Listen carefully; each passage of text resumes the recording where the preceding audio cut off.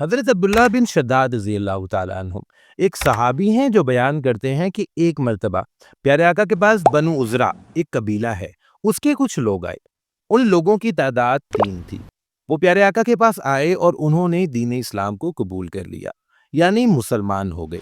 سبحان اللہ کہہ دیجئے۔ اس کے بعد دین اسلام کے حصول کے لیے اور اللہ کی راہ میں ریاضت و مجاہدہ کی نیت سے وہ پیارے آقا کے پاس ہی ٹھہر گئے، یعنی عام زبان میں دین اسلام پر زندگی بسر کرنے کے لیے وہ نبی پاک صلی اللہ علیہ وآلہ وسلم کے پاس ہی بقیہ زندگی گزارنے لگے، وہیں پر رک گئے۔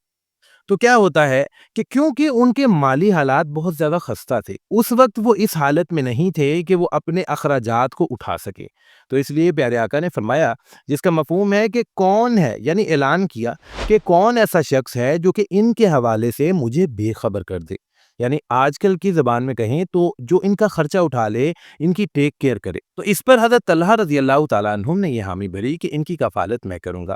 پھر وہ تینوں اصحاب حضرت طلحہ رضی اللہ تعالیٰ عنہ کے گھر پر ہی رہنے لگے، انہی کے پاس ٹھہر گئے۔ پھر کیا ہوتا ہے کہ پیارے آقا کچھ عرصے بعد ایک لشکر روانہ کرتے ہیں، جس لشکر میں ان تینوں میں سے بھی ایک شامل ہو جاتا ہے۔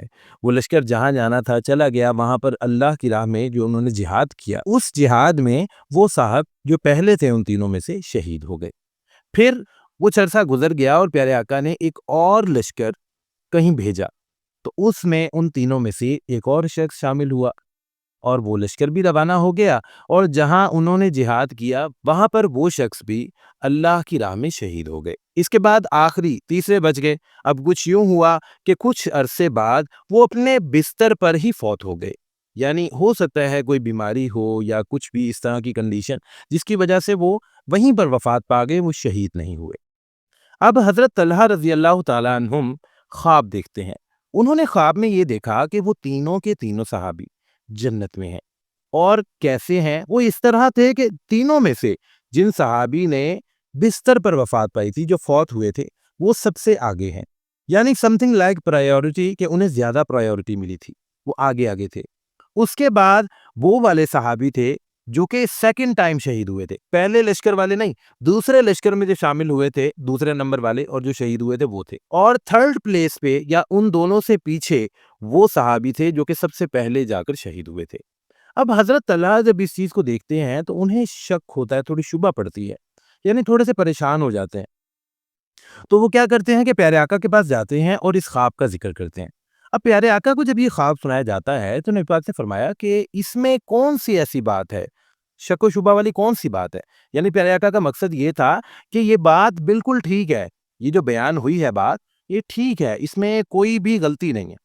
اور وہ کس طرح وہ بیان فرمایا، پیارے آقا نے فرمایا جس کا مفہوم ہے کہ اللہ کے نزدیک اس مسلمان سے افضل کوئی نہیں جو زیادہ لمبی عمر پائے، اور اس لمبی عمر میں، یعنی ایک مسلمان بندہ ہے، ایک بندہ مسلمان ہوا ہے، اور اسے دوسرے مسلمان کے مقابلے میں جو عمر مسلمانیت کی، وہ جو عمر ملی ہے اسلام کے ساتھ، وہ زیادہ ملی ہے، اور اس نے دوسروں کے مقابلے میں زیادہ اللہ پاک کی عبادت کی، زیادہ تکبیر و تحلیل کی، تو اس مسلمان سے زیادہ افضل کوئی نہیں۔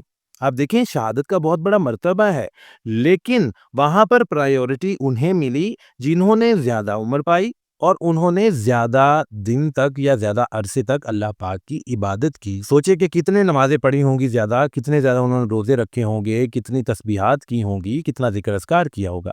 تو پیارے مسلمانوں، بات یہ ہے کہ آج کل جب کوئی انسان بوڑھا ہوتا ہے تو شاید وہ اس چیز کو یہ کرتا ہو کہ یار میں تو بوڑھا ہو گیا ہوں اور یہ وہ اس طرح، لیکن دیکھیں کہ اگر آپ کو مسلمانیت میں زیادہ عمر مل رہی ہے تو یہ بھی آپ ایک زیادہ رینک حاصل کر سکتے ہیں، وہ اس طرح کہ آپ اپنی عبادت کو اسی طرح خوشی و خضوع سے جاری رکھیں، آپ جتنا کر سکتے ہیں اسے کرتے رہیں، کیونکہ یہ دن جتنے آپ کو زیادہ مل رہے ہیں، ان دنوں کے ذریعے اللہ پاک آپ کو اور بھی زیادہ موقع دے رہے ہیں اور آپ کے اور زیادہ درجات بڑھا رہے ہیں۔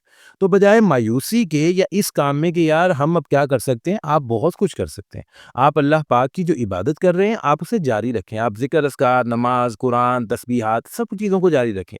ہو سکتا ہے کہ اس وجہ سے جو آپ کی عبادتیں بڑھ جائیں، اللہ پاک ان کے ذریعے سے آپ کے درجات کو نہ جانے کتنا مزید بلند کر دیں۔ اللہ پاک ہم سب کے حامی و ناصر ہوں اور ہمیں ہدایت عطا فرما دے۔ آمین ثم آمین۔